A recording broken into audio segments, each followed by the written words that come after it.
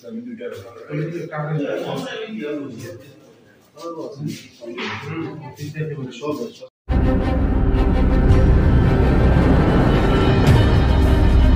সাফল্য পেল কৈলাসহর থানার পুলিশ। বিভিন্ন সময়ে হারিয়ে যাওয়া 12 জনের মোবাইল উদ্ধার করে মোবাইলগুলির প্রকৃত মালিকের হাতে রবিবার দুপুরবেলা তুলে দিল কৈলাসহর থানার পুলিশ। জানা যায় যে 2021 সাল, 2022 সাল, 2023 এবং 2024 সালে বিভিন্ন সময়ে সেই মোবাইলগুলি হারিয়ে যায়।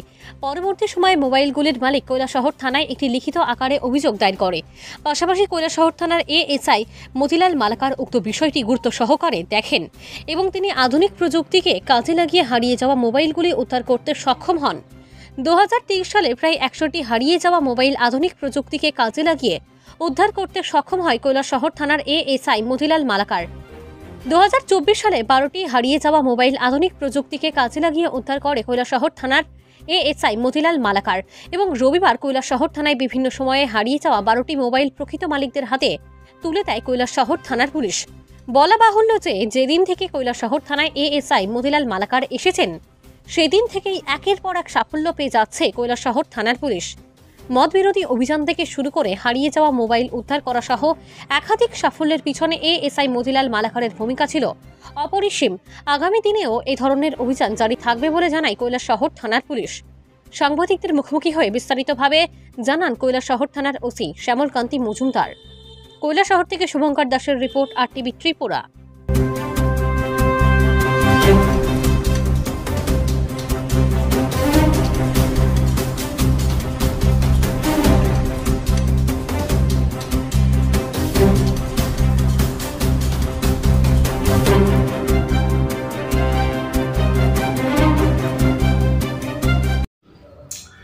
আজকে আমাদের এখানে গত বছর বা এর আগের বছর এবং 24 বছরে যে অভিযোগগুলো, যে ইনফরমেশনগুলো জমা পড়েছিল, এর মধ্যে আমরা 12টা মোবাইল হারানোর সংবাদ আমাদের থানাতে রিসিভ হয় এবং তার সাথে আমরা আধুনিক প্রযুক্তিকে কাজে লাগিয়ে 12টা মোবাইল উদ্ধার করতে সক্ষম হয়েছি এবং প্রকৃত মালিকের কাছে আমরা হস্তান্তর করি। বিগত 2023 সালে আমাদের থানার স্টাফ এবং অফিসার 100টি মোবাইল উদ্ধার করতে সক্ষম হয় এবং প্রকৃত মালিকের কাছে এগুলি হস্তান্তর করে। এই প্রক্রিয়া যে আধুনিক প্রযুক্তিকে যে কাজে লাগিয়েছে, এটাতে আমাদের এএসআই মতিলাল মালাকারের অগ্রণী ভূমিকা আছে। আমাদের আজকে যে 12টা মোবাইল উদ্ধার করে প্রকৃত মালিকের হাতে তুলে দেওয়া হয়েছে, এগুলি মানে কবে থেকে অভিযোগ জমা পড়েছে?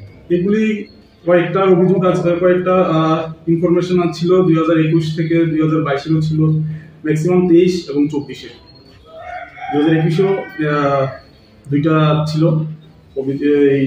এই মোবাইল হারানোর যে ইনফরমেশন, 23-এও আছে, 24-এও আছে।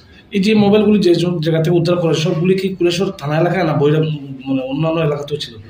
1-2টা মোবাইল আমরা আমাদের কৈলাসহরের জুরিডিকশনের বাইরে থেকে আমরা উদ্ধার করেছি, আর বাকিগুলো সব কৈলাসহর থানার এরিয়া।